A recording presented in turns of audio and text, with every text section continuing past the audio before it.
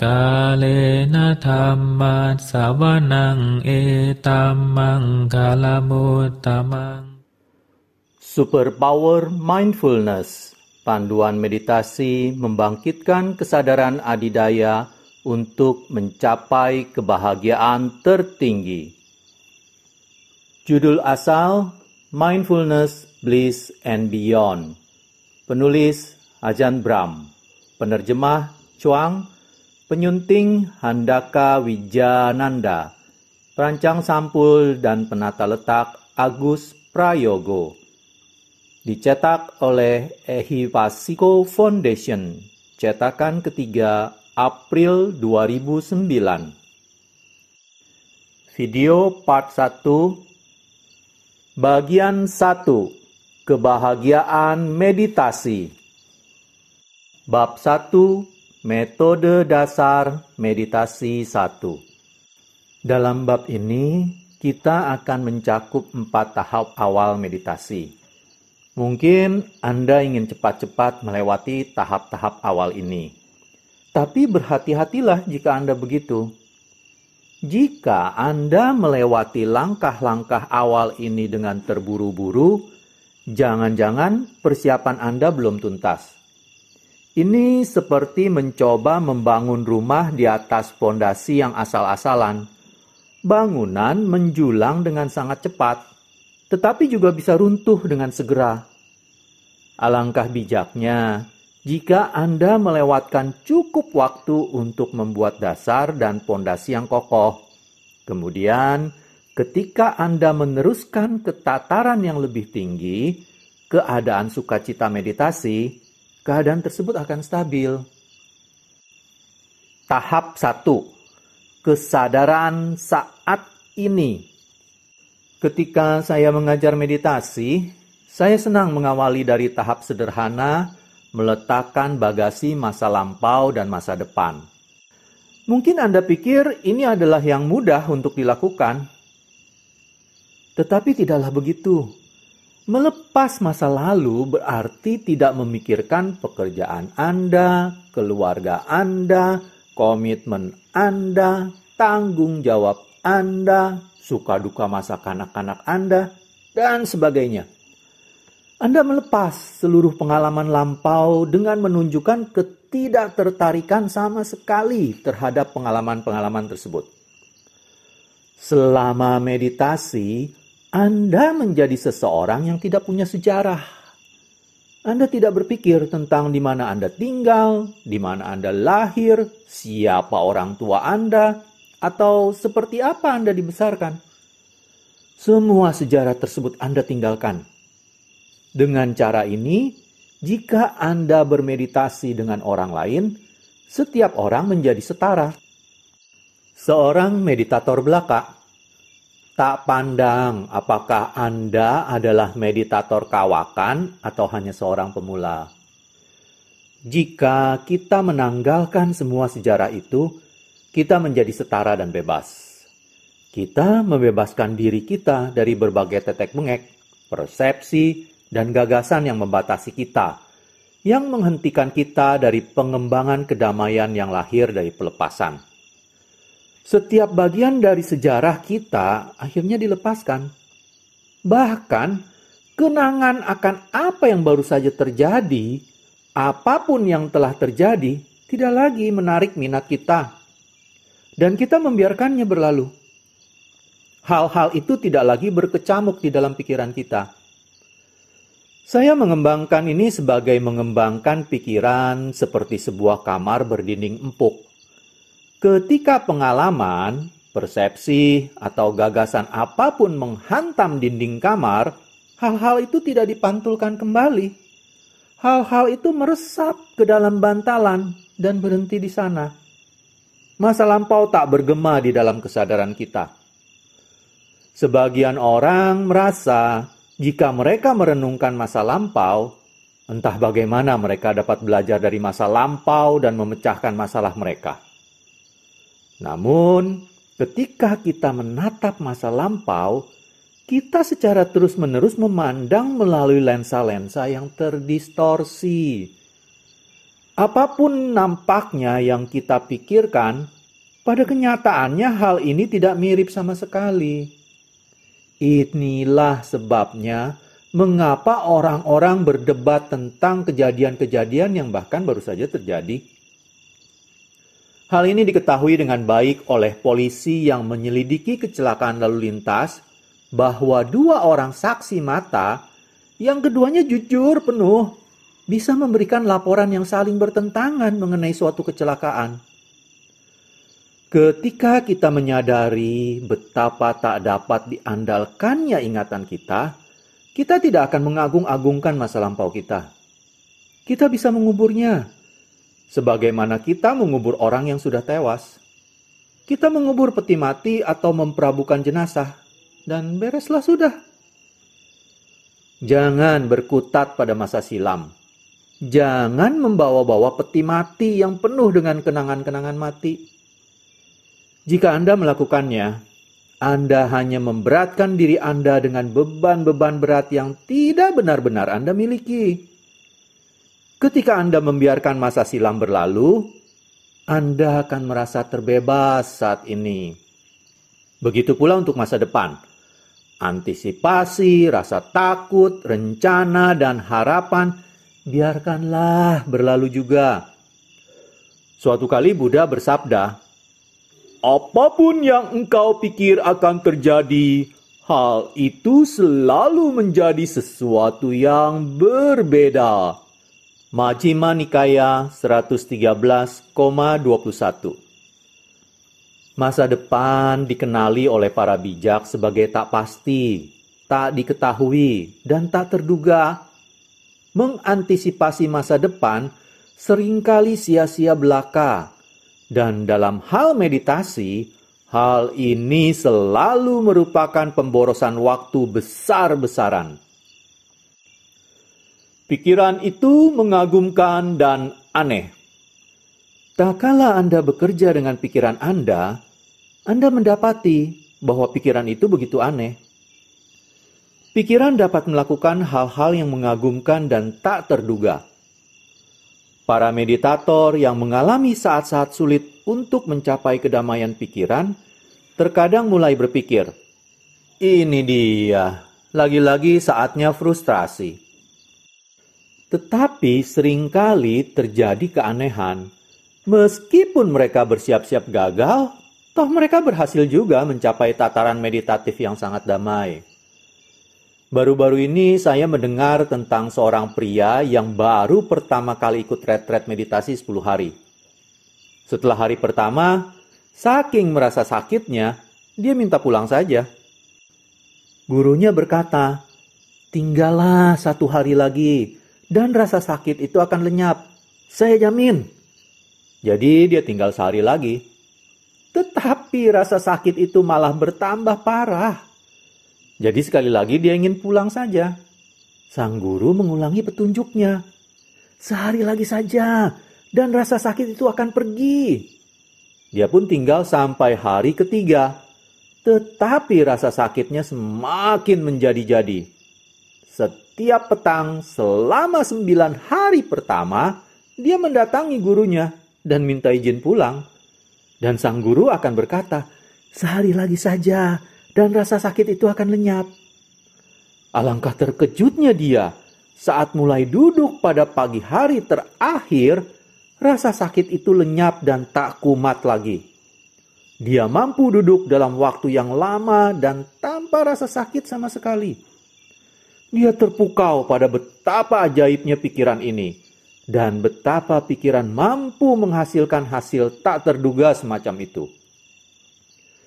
Jadi Anda tidak dapat mengetahui masa depan. Masa depan bisa menjadi begitu asing, begitu aneh, begitu di luar dugaan Anda. Pengalaman-pengalaman seperti yang dialami pria tersebut dapat memberi Anda kebijaksanaan dan keberanian untuk meninggalkan segala gagasan dan pengharapan tentang masa depan. Kalau selama bermeditasi Anda berpikir, "Berapa menit lagi waktunya? Berapa lama lagi saya harus menahan ini?" Itu namanya berkelana ke masa depan. Rasa sakit bisa lenyap dalam sekedipan mata. Hanya saja Anda tidak dapat menduga kapan hal itu akan terjadi. Selama retret, Anda mungkin merasa bahwa meditasi Anda tidak ada yang berjalan baik. Tetapi pada sesi berikutnya, Anda mungkin kuat duduk bermeditasi dan segalanya menjadi begitu damai dan lancar. Wow, pikir Anda, sekarang saya mampu bermeditasi. Tetapi sesi berikutnya kembali separah yang pertama. Apa yang terjadi di sini? Guru meditasi pertama saya pernah mengatakan sesuatu kepada saya yang waktu itu kedengaran cukup aneh. Beliau bilang bahwa tidak ada yang disebut meditasi yang jelek. Beliau benar. Semua sesi meditasi yang Anda sebut jelek atau bikin frustrasi adalah saat Anda bekerja keras demi upah Anda. Ini seperti seseorang yang sepanjang hari Senin bekerja keras, tetapi di penghujung hari tidak memperoleh uang. Buat apa saya bekerja keras? Pikirnya. Dia bekerja lagi sepanjang hari Selasa dan masih saja tidak memperoleh apa-apa. Hari buruk lagi. Sepanjang Rabu dan Kamis dia bekerja dan tetap saja nihil hasil. 4 hari buruk berturut-turut. Lalu tibalah hari Jumat. Dia bekerja keras persis seperti sebelumnya. Dan pada akhir hari itu si bos memberinya upah. Wow, mengapa tidak setiap hari adalah hari gajian? Mengapa tidak setiap sesi meditasi adalah hari gajian? Mengertikah Anda maksud kiasan ini? Selama sesi-sesi meditasi yang sulit, Anda membangun kredit Anda, dasar-dasar keberhasilan Anda. Selama sesi meditasi yang sukar, Anda membangun kekuatan Anda yang menciptakan momentum bagi kedamaian. Lantas, ketika telah tersedia cukup kredit, pikiran masuk ke dalam meditasi yang baik. Dan itu adalah hari gajian. Tetapi Anda harus ingat bahwa di dalam apa yang disebut meditasi buruklah sebagian besar pekerjaan dirampungkan. Masa lampau dan masa depan adalah beban.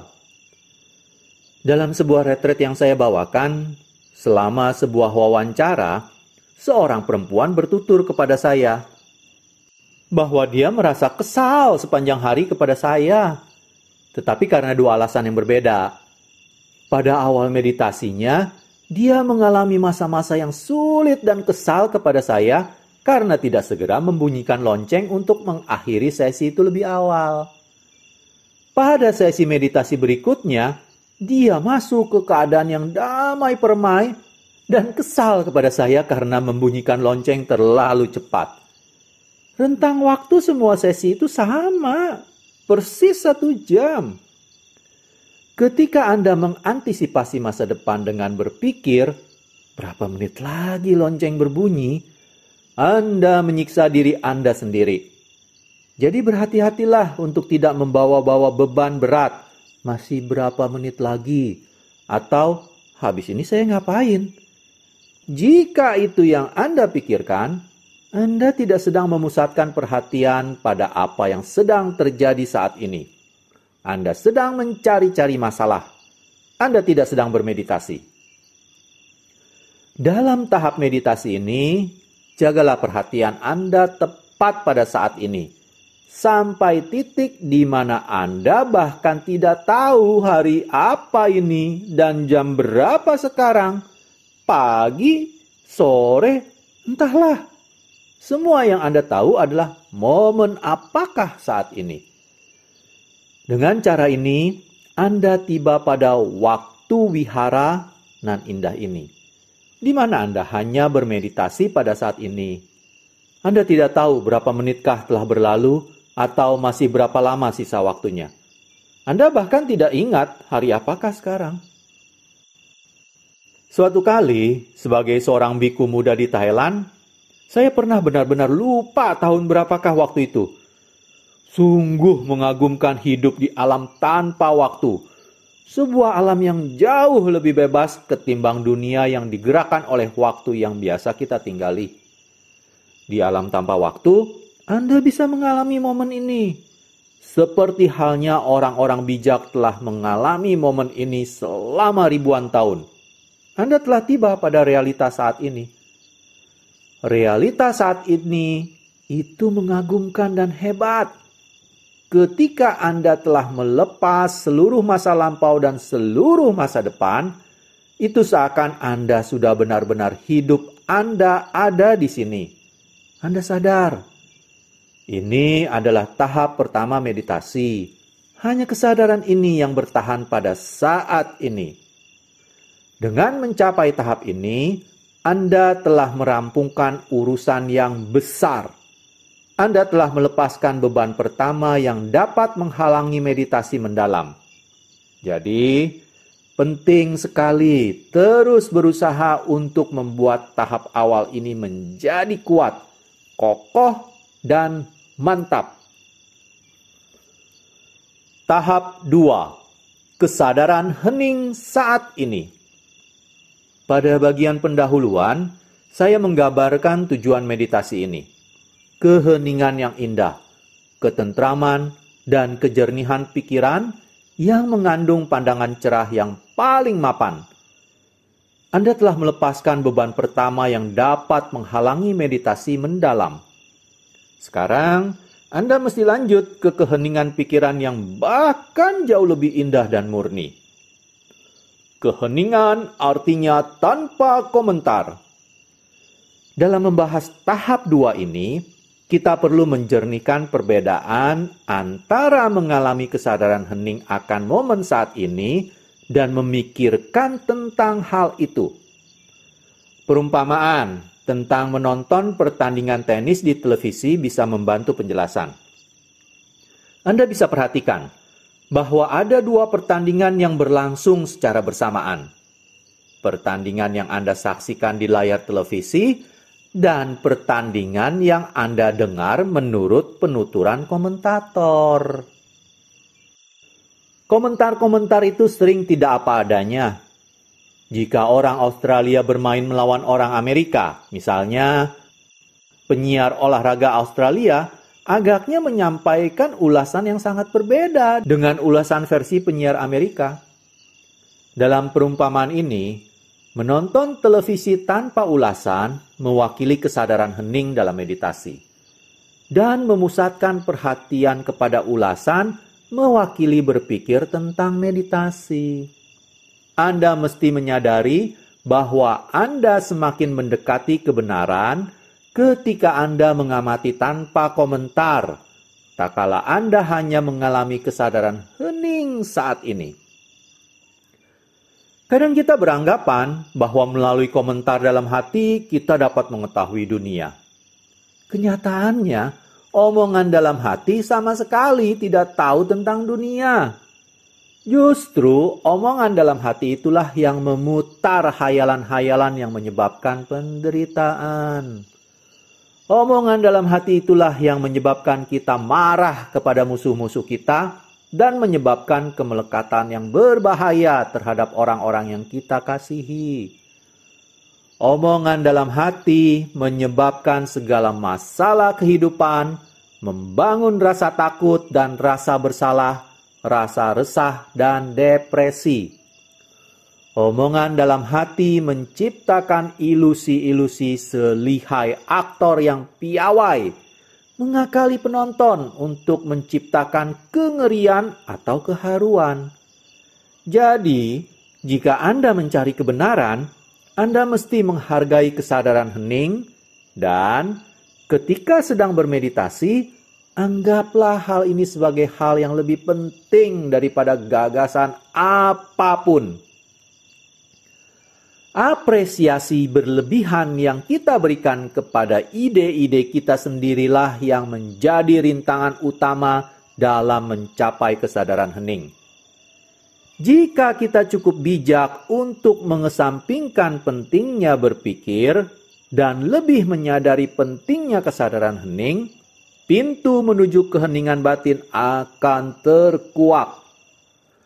Suatu cara yang efektif untuk mengatasi komentar dalam hati adalah mengembangkan kesadaran saat ini yang semakin murni. Anda mengamati setiap momen dengan begitu dekatnya, sampai-sampai Anda tidak punya waktu untuk berkomentar tentang apa yang barusan terjadi. Suatu gagasan seringkali adalah suatu opini tentang apa yang baru saja terjadi. Itu bagus, itu jelas. Apa itu tadi?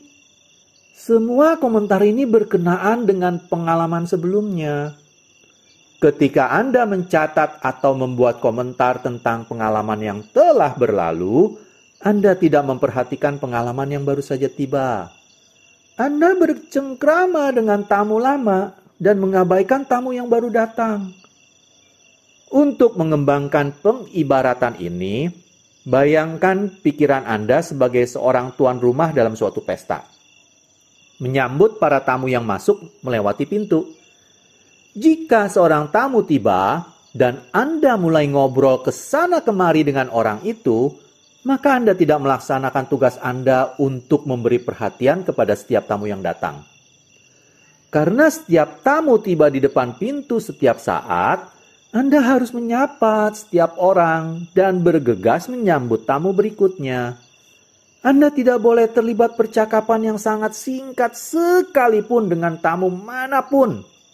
Karena ini berarti kehilangan tamu yang datang berikutnya.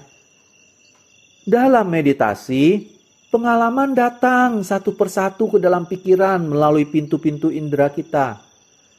Jika Anda dengan sadar menyapa satu pengalaman dan mulai bercakap-cakap dengannya, Anda akan melewatkan pengalaman berikut yang persis mengikutinya.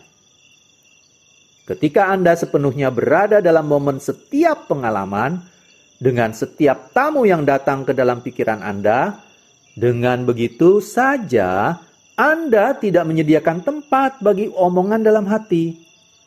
Anda tidak dapat mengobrol dengan diri Anda sendiri, karena Anda sepenuhnya sibuk dengan sadar menyambut segala sesuatu yang baru tiba. Ini namanya memperhalus kesadaran saat ini menuju tataran yang menjadikannya sebagai kesadaran hening kekinian pada setiap momen. Dalam mengembangkan keheningan batin, Anda melepaskan beban berat lainnya. Ini seolah Anda membawa-bawa ransel berat di punggung Anda selama 30 atau 50 tahun secara terus-menerus, dan selama itu Anda mesti menempuh perjalanan bermil-mil yang melelahkan. Sekarang Anda sudah punya keberanian dan menemukan kebijaksanaan untuk menaruh ransel itu di tanah barang sekejap. Anda merasa amat sangat lega, begitu enteng, dan begitu terbebas. Sekarang Anda tak terbebani. Teknik lain yang bermanfaat untuk mengembangkan keheningan batin adalah mengenali jeda-jeda di antara pemikiran-pemikiran, atau di antara masa-masa percakapan dalam hati. Amatilah baik-baik dengan kesadaran yang tajam ketika satu pemikiran berakhir dan sebelum pemikiran lainnya mulai muncul. Itu dia, itulah kesadaran hening. Pada awalnya hal itu mungkin hanya sementara saja. Tetapi selama Anda mengenali keheningan fana itu, Anda menjadi terbiasa dengannya. Dan kalau Anda terbiasa dengannya, keheningan tersebut akan lebih awet. Anda mulai menikmati keheningan. Begitu pada akhirnya Anda menemukannya, dan itulah sebabnya mengapa keheningan itu bertumbuh. Namun ingat, keheningan itu pemalu. Jika keheningan mendengar Anda membicarakannya, dia akan menghilang seketika. Keheningan itu menyenangkan. Sungguh hebat jika kita semua mampu melepaskan semua percakapan dalam hati dan tinggal dalam kesadaran hening momen saat ini dalam waktu yang cukup lama untuk menyadari betapa menyenangkannya hal itu. Keheningan ini jauh lebih produktif akan kebijaksanaan dan kejernihan ketimbang berpikir. Ketika kita menyadari hal ini, keheningan menjadi jauh lebih menarik dan penting. Pikiran akan cenderung ke arah ini, terus mencari-carinya, sampai ke titik di mana pikiran akan terlibat dalam proses berpikir hanya jika benar-benar perlu, hanya jika ada maksud baginya. Begitu kita menyadari bahwa kebanyakan pikiran kita tidaklah bernilai, tidak membawa kita kemana-mana, dan hanya menyebabkan sakit kepala, dengan senang hati dan mudahnya kita akan melewatkan banyak waktu dalam keheningan batin. Tahap kedua dari meditasi ini, makanya, adalah kesadaran hening saat ini. Kita bisa jadi melewatkan banyak waktu untuk mengembangkan dua tahap pertama ini. Karena jika kita mampu meraih titik ini, kita benar-benar sudah menempuh jalan yang panjang dalam meditasi kita. Di dalam kesadaran hening saat ini saja, kita mengalami begitu banyak kedamaian, sukacita, dan kebijaksanaan sebagai hasilnya. Tahap 3. Kesadaran hening saat ini pada napas. Jika kita ingin melangkah lebih jauh, alih-alih dengan hening menyadari apapun yang datang ke dalam pikiran, kita memilih kesadaran hening saat ini terhadap satu hal saja. Satu hal itu bisa berupa pengalaman bernapas, gagasan tentang cinta kasih atau meta, lingkaran warna yang divisualisasikan dalam pikiran atau kasina, atau beberapa titik pusat kesadaran lainnya yang kurang begitu lazim. Di sini, saya akan menguraikan tentang kesadaran hening saat ini pada napas. Kemanunggalan versus keragaman. Memilih untuk mematok perhatian kita pada satu hal berarti melepas keragaman dan pindah ke lawannya, kemanunggalan. Tak kala pikiran mulai menyatu dan perhatian bertahan pada satu hal saja, pengalaman kedamaian, sukacita, dan kekuatan meningkat secara signifikan, secara bermakna. Di sini kita menemukan bahwa keragaman kesadaran berarti juga sebagai beban. Ini seperti memiliki 6 pesawat telepon di atas meja Anda yang berdering pada waktu yang bersamaan. Membuang keragaman dan hanya memperkenankan satu pesawat telepon, saluran pribadi, begitulah, di meja Anda, merupakan kelegaan tersendiri yang membangkitkan sukacita. Pemahaman bahwa keragaman adalah beban berat adalah penting sekali agar kita mampu fokus pada pernapasan. Kesabaran tekun adalah jalan tercepat. Jika Anda telah mengembangkan kesadaran hening saat ini dengan cermat selama periode yang panjang, Anda akan dapati bahwa cukup mudah untuk mengalihkan kesadaran ini kepada napas dan mengikuti napas dari momen ke momen tanpa tersela. Ini karena 2 rintangan utama pada meditasi pernapasan telah teratasi. Yang pertama dari 2 rintangan itu adalah kecenderungan pikiran untuk melayang ke masa lalu atau masa depan. Dan rintangan kedua adalah percakapan dalam hati. Inilah sebabnya mengapa saya mengajarkan 2 tahap persiapan akan kesadaran saat ini dan kesadaran hening saat ini sebagai suatu persiapan yang kokoh untuk meditasi pernapasan yang lebih mendalam. Sering terjadi para meditator memulai meditasi pernapasan ketika pikiran mereka masih melompat-lompat di antara masa lampau dan masa depan, dan ketika kesadaran mereka masih hanyut oleh ulasan-ulasan dalam hati.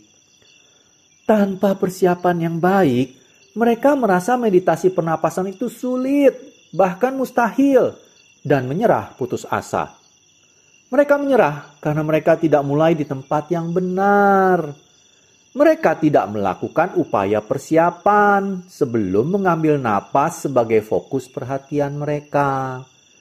Akan tetapi, Jika pikiran Anda telah dipersiapkan baik-baik dengan menunaikan 2 tahap pertama tersebut, maka ketika Anda beralih pada napas, dengan mudah Anda akan mampu mempertahankan perhatian Anda pada napas. Jika Anda menemukan kesulitan untuk memperhatikan napas Anda, ini adalah tanda bahwa Anda telah terburu-buru melewatkan 2 tahap pertama. Kembalilah ke latihan persiapan. Kesabaran, tekun adalah jalan tercepat. Tak masalah di mana Anda mengawasi napas. Ketika Anda berfokus pada napas, Anda berfokus pada pengalaman bernapas yang terjadi saat ini. Anda mengalami apa yang dikerjakan oleh napas. Apakah napas masuk, keluar, atau di antaranya? Sebagian guru mengatakan untuk mengawasi napas pada ujung hidung. Sebagian guru lain bilang untuk mengamati napas pada perut. Dan beberapa lainnya bilang untuk pindah ke sana, kemari. Melalui pengalaman, saya telah menemukan bahwa tak masalah di mana Anda mengawasi napas. Sesungguhnya yang terbaik adalah tidak menempatkan napas dimanapun. Jika Anda menempatkan napas di ujung hidung Anda, maka hal itu menjadi kesadaran hidung, bukan kesadaran napas. Dan jika Anda meletakkannya di perut Anda, maka hal itu menjadi kesadaran perut. Tanya saja diri Anda sendiri saat ini. Apakah saya sedang menarik napas atau sedang menghembus napas? Bagaimana saya tahu? Itulah pengalaman yang memberitahu Anda apa yang sedang dilakukan oleh napas. Itulah yang Anda perhatikan. Abaikan soal di mana pengalaman itu berlokasi. Fokus saja pada pengalaman itu sendiri. Kecenderungan untuk mengendalikan pernapasan. Masalah umum yang terjadi pada tahap ini adalah kecenderungan untuk mengendalikan napas. Dan ini membuat napas menjadi tidak nyaman. Untuk mengatasi kesulitan ini, bayangkanlah Anda sebagai seorang penumpang di dalam sebuah mobil yang melihat melalui jendela napas Anda. Anda bukan sopir ataupun sopir cadangannya. Jadi berhentilah memberi perintah. Biarkanlah dan nikmati saja perjalanan Anda. Biarkan napas melakukan pernapasan dan tonton saja. Ketika Anda mampu menyadari napas masuk atau keluar selama kira-kira 100 pernapasan secara berturut-turut tanpa terlewatkan sekalipun, berarti Anda telah mencapai apa yang saya sebut sebagai tahap ketiga dari meditasi ini, yang meliputi perhatian yang terus-menerus pada napas. Hal ini lagi-lagi lebih damai dan menyenangkan ketimbang tahap sebelumnya. Untuk pergi lebih dalam, bidikan Anda berikutnya adalah perhatian sinambung penuh pada napas. Tahap 4. Perhatian sinambung penuh pada napas. Tahap keempat terjadi ketika perhatian Anda meluas ke perhatian pada setiap momen tunggal pernapasan. Anda menyadari penarikan napas persis saat itu juga ketika sensasi perdana penarikan napas muncul. Lalu Anda mengamati saat sensasi-sensasi tersebut berkembang secara bertahap melalui seluruh rangkaian satu tarikan napas. Tidak kehilangan satu momen pun dalam penarikan nafas tersebut. Ketika penarikan napas tersebut selesai, Anda menyadari momen itu. Ketika melihat dalam pikiran Anda pergerakan terakhir dari penarikan napas tersebut. Kemudian Anda melihat momen berikutnya sebagai sebuah jeda antar napas, lalu lebih banyak momen jeda lagi sampai penghembusan napas dimulai. Anda menyadari momen pertama penghembusan napas dan setiap sensasi yang mengikutinya ketika penghembusan nafas berlangsung, sampai penghembusan nafas itu menghilang ketika fungsinya selesai. Semua ini dilangsungkan dalam keheningan dan pada momen saat ini. Menyingkir dari jalan. Anda mengalami setiap bagian dari masing-masing penarikan dan penghembusan nafas secara sinambung selama ratusan pernafasan berturut-turut.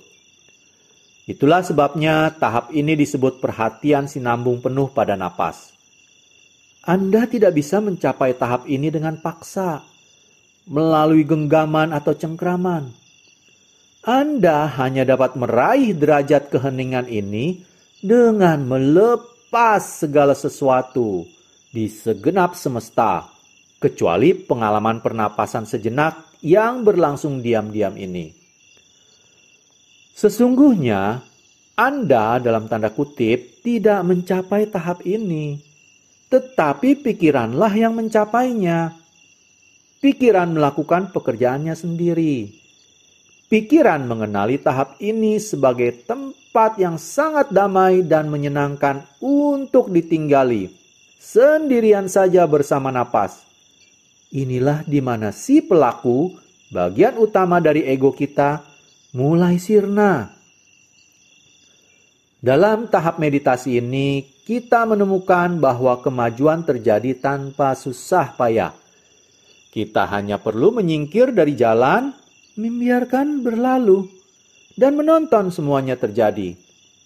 Pikiran secara otomatis akan mendaki jika saja kita membiarkannya, menuju pada kemanunggalan yang sangat sederhana, damai, dan nikmat dengan menyendiri bersama satu hal.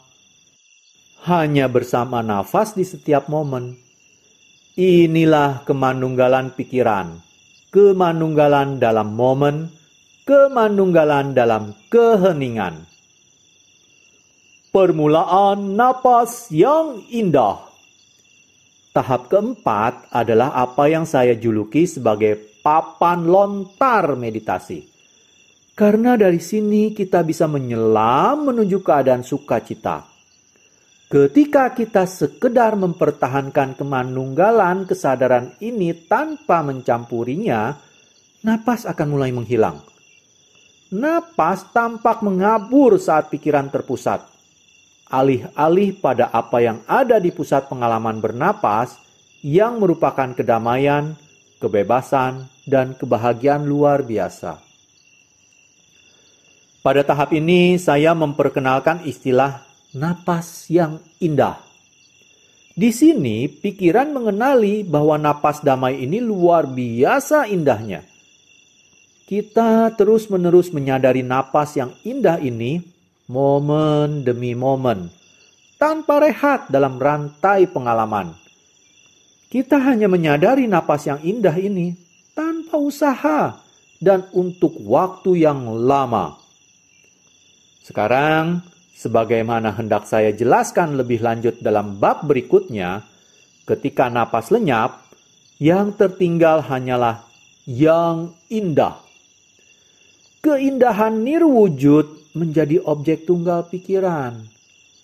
Pikiran sekarang mengambil pikiran sebagai objeknya sendiri. Kita tak lagi menyadari napas, tubuh, gagasan, suara, atau dunia luar. Semua yang kita sadari hanyalah keindahan, kedamaian, sukacita, kelegaan, atau apapun yang akan disebut oleh persepsi kita nantinya. Kita hanya mengalami keindahan secara sinambung, tanpa susah payah, tanpa ada sesuatu yang menjadi indah. Kita telah lama meninggalkan percakapan dalam hati, menanggalkan penggambaran dan penghakiman. Di sini pikiran sedemikian heningnya, sampai-sampai tak dapat berkata apapun. Kita baru mulai mengalami rekahan dini sukacita dalam pikiran. Sukacita ini akan berkembang, tumbuh, dan menjadi sangat kokoh dan kuat. Dan setelah itu, kita bisa memasuki keadaan-keadaan meditasi yang disebut jhana. Saya telah menguraikan 4 tahap pertama meditasi. Setiap tahap mesti dikembangkan dengan baik sebelum melaju ke tahap berikutnya. Luangkan cukup waktu dalam 4 tahap permulaan ini. Buatlah tahap-tahap tersebut mantap dan stabil sebelum melanjutkan. Anda harus mampu dengan mudah mempertahankan tahap keempat. Perhatian sinambung penuh pada napas selama setiap momen napas tanpa terputus sekalipun selama 2 atau 300 napas berturut-turut. Saya tidak bilang bahwa Anda harus menghitung napas selama tahap ini. Saya hanya memberi indikasi kisaran jangka waktu yang mampu kita lewatkan dalam tahap keempat sebelum melangkah lebih jauh. Dalam meditasi, seperti yang telah saya sampaikan di awal, kesabaran, tekun adalah jalan tercepat. Demikianlah saya akhiri pembacaan bagian 1 bab 1. Selanjutnya akan dibacakan bagian 1 kebahagiaan meditasi bab 2 metode dasar meditasi 2. Terima kasih. Kalena dhamma savanang etamang kalamutamang